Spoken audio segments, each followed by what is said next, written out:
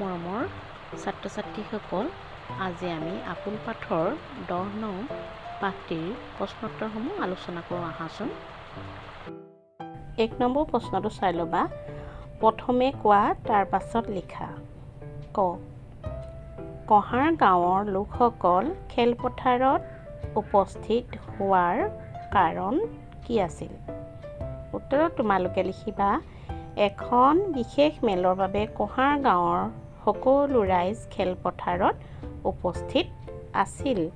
খ নম্বৰ প্ৰশ্নটো চোৱা। খেলপথাৰত উপস্থিত গঞাসকলৰ মাজত কি আলোচনা চলি আছিল? উত্তৰত লিখিবা, খেলপথাৰত গঞাসকলৰ মাজত মেলৰ সম্ভাৱ্য কাৰণ সম্পৰ্কে বিভিন্ন আলোচনা চলি আছিল। গ নম্বৰ প্ৰশ্নটো চাই লোৱা। কোনে মেলৰ কাম আৰম্ভ কৰিলে? উত্তৰত লিখিবা, শ্ৰীযুত ঘটিৰাম কাঁহে মেলৰ কাম আৰম্ভ কৰিলে। ঘ নম্বৰ প্ৰশ্নটো চাই লোৱা। মেলৰ সভাপতি কাক পতা হৈছিল? উত্তৰত লিখিবা, মেলৰ সভাপতি শ্ৰীযুত ভোগজৰাদেৱক পতা হৈছিল। ঙ নম্বৰ প্ৰশ্নটো চাই লোৱা। কোনে সভাৰ উদ্দেশ্য ব্যাখ্যা কৰিছিল? তোমালোকে উত্তৰত লিখিবা, শ্ৰীযুত লুটাৰাম কাঁহে সভাৰ উদ্দেশ্য ব্যাখ্যা কৰিছিল। প্ৰথম 6 নম্বৰ প্ৰশ্নটো চাই লোৱা। মেলখনৰ উদ্দেশ্য কি আছিল?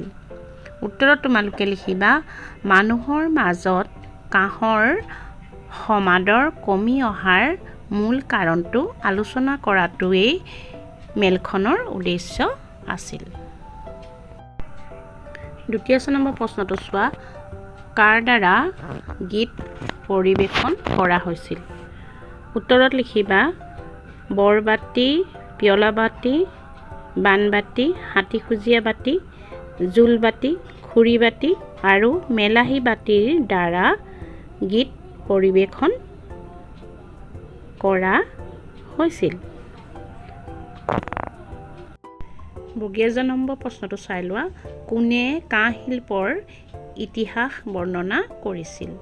উত্তৰত লিখিবা, শ্ৰীযুতা বেৰাকাঁহী ডাঙৰীয়ানীয়ে কাঁহ শিল্পৰ ইতিহাস বৰ্ণনা কৰিছিল। 2 নম্বৰ প্ৰশ্নটো চাই লোৱা। পাঠটো পঢ়া আৰু মনত পেলাই কাক বোলে লিখা। ক নম্বৰটো আছে, কোহমৰা কাঁহৰ সঁজুলি। যিবিলাক কাঁহৰ সঁজুলিত ওখ ওখকৈ ঢৌ কটা থাকে তেনেকুৱা সঁজুলিকে কোহমৰা কাঁহৰ সঁজুলি বোলে। খ নম্বৰটো চোৱা। ঢলা কাঁহৰ সঁজুলি।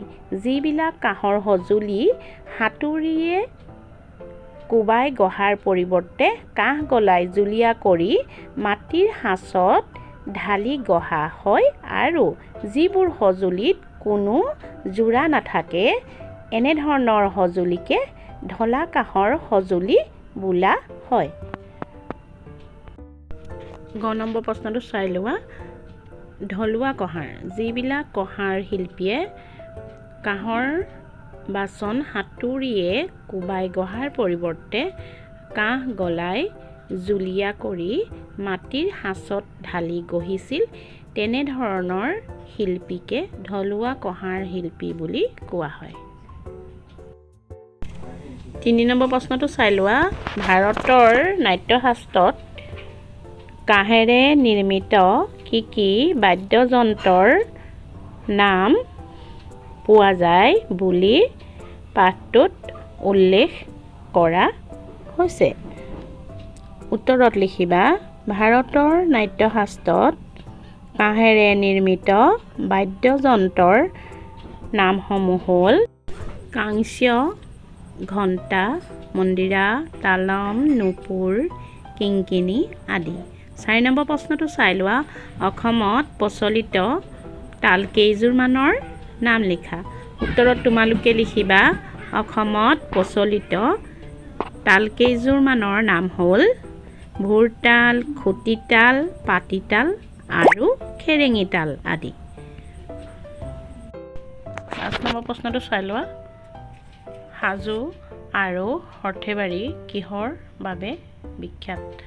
উত্তৰত লিখিবা, অসমৰ হাজো আৰু সৰ্থেবাৰী কাঁহ শিল্পৰ বাবে বিখ্যাত। 6 নম্বৰ প্ৰশ্নটো চাই লোৱা। কাঁহ শিল্পৰ ইতিহাসৰ বিষয়ে এটি টোকা লিখা। উত্তৰত লিখিবা কাঁহ শিল্প প্ৰথমে ক'ত উৎপন্ন কৰিছিল তাৰ সঠিক প্ৰমাণ পোৱা নাযায়, কিন্তু বহুতো পণ্ডিতে ভাৰতত কাঁহ শিল্পৰ প্ৰথম জন্মস্থান বুলি ভাবে। প্ৰাচীন ভাৰতৰ 2-এখন গ্ৰন্থত কাঁহৰ নাম উল্লেখ আছে। ভাৰতৰ নাট্যশাস্ত্ৰত কাঁহেৰে নিৰ্মিত কাংস্য, ঘণ্টা, মন্দিৰা, তালম, নুপুৰ, কিংকিণী আদি বাদ্যযন্ত্ৰৰ প্ৰচলন হৈ আহিছে। ইয়াৰ উপৰিও কাঁহৰ ভোৰতাল, খুটিতাল, পাতিতাল, খেৰেঙিতাল আদিৰ প্ৰচলন অসমত ব্যাপক আছিল। অতীজৰে পৰা অসমত কাঁহৰ বৰ সমাদৰ আছিল। মানুহৰ ঘৰে ঘৰে কাঁহৰ বিভিন্ন বাচন বৰ্তন তথা কাঁহৰ আন আন সামগ্ৰীয়ে শোভাবৰ্ধন কৰিছিল।